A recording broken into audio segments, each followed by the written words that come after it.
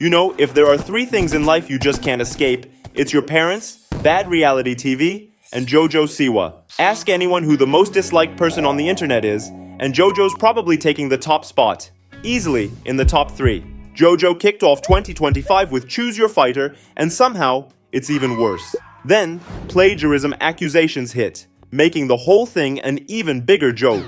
To celebrating International Women's Day in the most embarrassing way possible, to her weird obsession with teddy bears, cursing at fans, turning alcohol consumption into a full-on stage ritual, and now being accused of stealing her latest song, JoJo's list of questionable decisions just keeps growing. But think about it. Doesn't this all seem familiar? It's like watching a teenager stuck in a never-ending meltdown. Please don't leave me alone with this geriatric teenager. Stick around till the end and don't forget to subscribe. JoJo decided to celebrate International Women's Day by showing off her body. Yeah, you heard that right.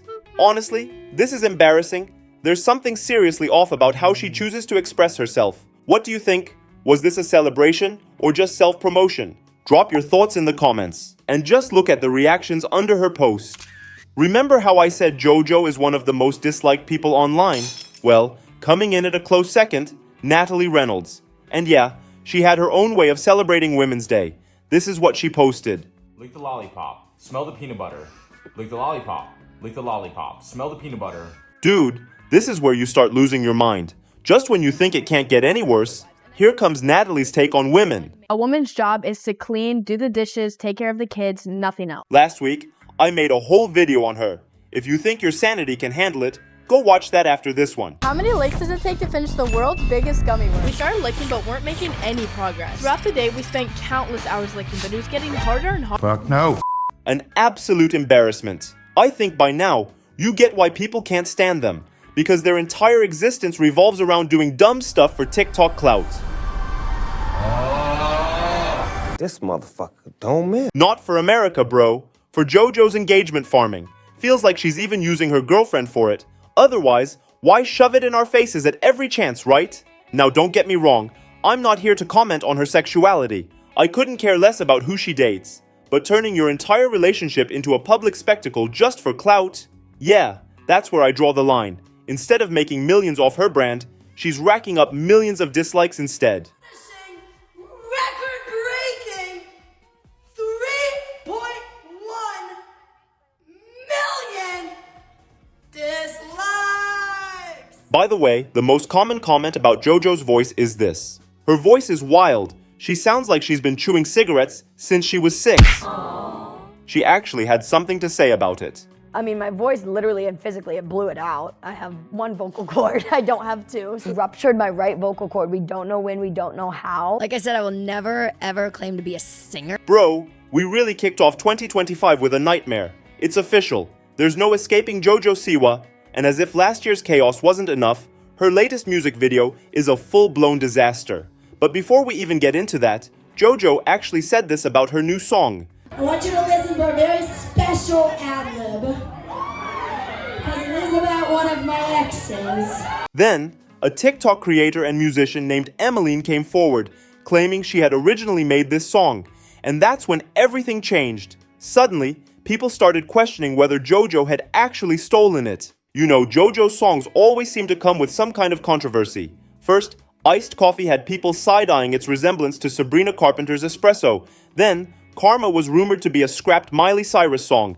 And now, Choose Your Fighter is under fire. JoJo Siwa blatantly stole this TikToker's song from 2022 for her new album. And then here's the clip of JoJo Siwa stealing the song and then claiming she wrote it about one of her exes. Because it is about one of my exes. Now this is the TikToker that she stole the song from. Now I understand most artists have co-writers or ghostwriters that they work with all the time, but for JoJo Siwa to come out and say, hey, I made this song about one of my exes, when the song was made so long ago and you can tell that she had no creative involvement in it, is crazy. Artist Emmeline said she did not sign off with this song coming out with JoJo, but that it's not JoJo's fault. Also, apparently Emmeline deleted the original video of the unreleased song and the pinned comment that I just showed you along with it. This definitely seems like she sold the song to the label, but she doesn't get a say in who ends up with it because it's not hers anymore. At first, she made it seem like she personally wrote the song for her ex, but when people started realizing it wasn't actually hers and that it sounded exactly like Emily's track, everyone started asking the same question.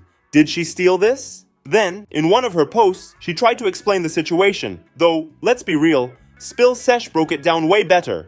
JoJo Siwa is clapping back at those who have something to say about her not writing her own music. She's about to release her next single, Choose Your Fighter, and she's been getting a lot of backlash. Everyone in the comments has been referencing Emmeline, who's the one who originally wrote and sang the song. So JoJo posted this in reference to everything everyone has been saying. She said, "Here to confirm for ya, I don't write my songs, I sing them. I have an incredible team of songwriters that write songs and pitch them to me to see if I want to make the song mine. It's kind of like when you buy clothes. You don't make it, but it's yours after you buy it. They also always get their credit and of course their check. I do enjoy the writing process. However, for me as an artist, that is not my specialty, so I like to work with different songwriters to sing their lyrics, add a feeling to it, and ultimately bring the song to life." Tons of people were in the comments of this talking about how for this next song, it doesn't even sound like JoJo is the one singing on it, and that's what they're talking about this time. Not that she's stolen someone's lyrics or something like that, but that they feel like... I can't play the song because of copyright,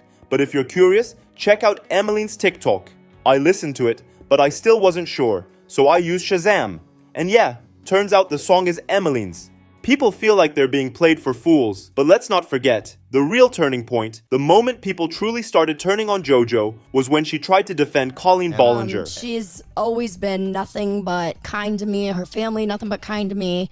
The internet can take a lie. And honestly, it's just been downhill from there. Her latest movie flopped hard, scoring embarrassingly low on IMDb. Oh, and speaking of things that make people uncomfortable, bro, we've all had a teddy bear at some point. Or at least, our kids have. But if you start treating it like some weird fetish object, yeah, people are gonna see that as straight up disrespectful. You can say you've grown up all you want. No one has made, in my generation, this extreme of a switch. And I am the first in the generation. It is very scary, but... But the truth is, her main audience is still mostly kids. She can't even deny it. Every week, she uploads decade-old videos to her YouTube channel, which still gets an average of 11 million views from kids. And now, she's trying to sell them this new image. These kids grew up watching her sweet, colorful persona. So what happens when they start idolizing this version of JoJo? This song is special. Or if you turn drinking on stage into some kind of tradition, like a ritual, it's pretty obvious what message you're sending to your younger audience. Let's be real, JoJo. You're encouraging it whether you mean to or not. She had a tough childhood. We all saw it. Have you learned nothing?